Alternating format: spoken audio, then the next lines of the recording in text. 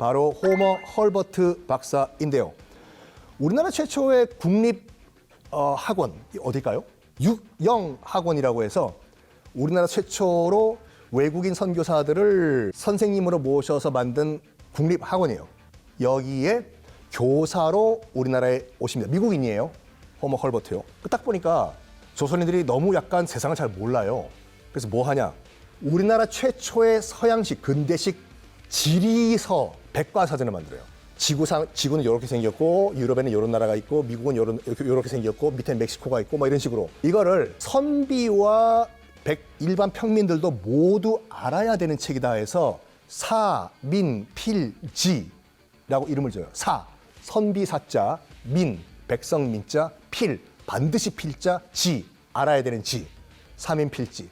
또 뭐 하냐면 이 주시경 선생과 조인을 해가지고 뭘 하냐? 한글도 영어와 같이 띄어쓰기와 맞춤법을 도입을 하자.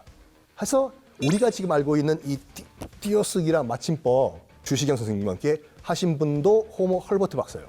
또 전 이게 굉장히 중요한 건데 아리랑 아라리요 아리랑 그 전까지만 하더라도 구전 입에서 입으로 내려오던 민요였어요. 그래서 동네마다 이게 음정 옥타브 다 달라요. 아리랑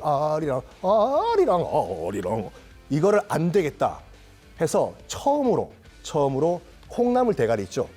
음표, 악보로 만든 분도 호머 헐버트 박사입니다. 이제부터가 진짜예요. 뭐냐? 1905년도에 우리가 외교권을 빼앗겼을 때 고종 황제가 호머 헐버트에게 친서를 줍니다. 그래서 미국 가서 미국 대통령한테 알리라고. 왜? 우리나라가 1882년에 미국과 수교를 해요. 1882년에. 그 수교 내용 중에 뭐가 있냐면 미국이든 조선이든 한쪽이 위기에 처했을 때는 한쪽이 도와준다. 거의 뭐 지금 한미 상호 방위 조약이랑 거의 비슷해요.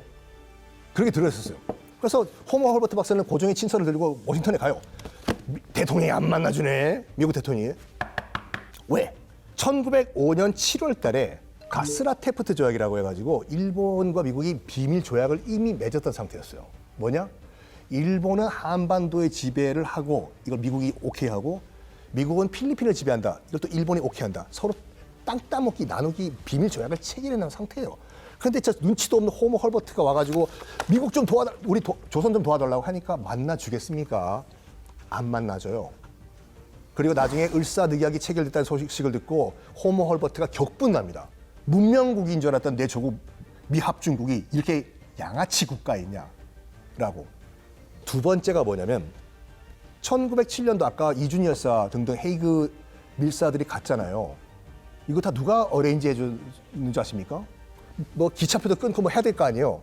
이거를 호머 헐버트 박사가 고종의 밀명을 받고 다 어레인지를 해준 거예요. 3명 다 다른 곳에서 출발했어요. 이준, 이휘종 등등등 열사들이요. 그래서 다 어디 루트로 오시고 어디서 만나고 우리 어디 숙소 묵고 이렇게 합시다. 이걸 다 어레인지 해준 사람이 호머 헐버트 박사예요. 그래서 호머 헐버트 박사를 헤이그의 4번째 특사라고 하는 겁니다.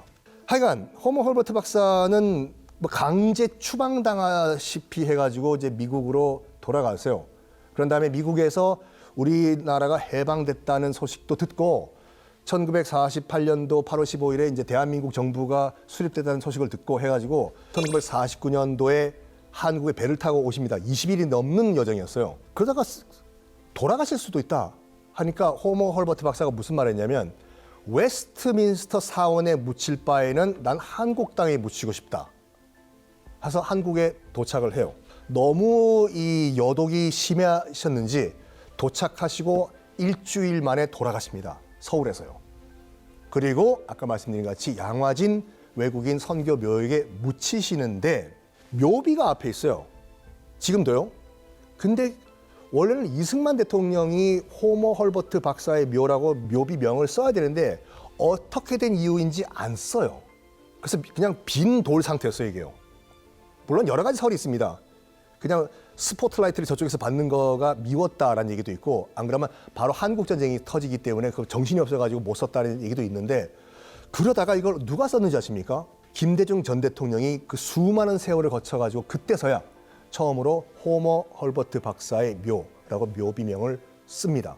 그 묘비가 지금도 양화진 외국인 선교 묘역에 있거든요. 지금 두 분 말씀드렸는데 가시면요. 그 두 분 말고도 수많은 외국인들의 묘가 쫙 펼쳐져 있어요. 우리 대한민국과 우리를 위해서 싸우다가 돌아가신 분들 한 번쯤은 우리가 생각을 해봐야 되지 않을까 생각을 합니다.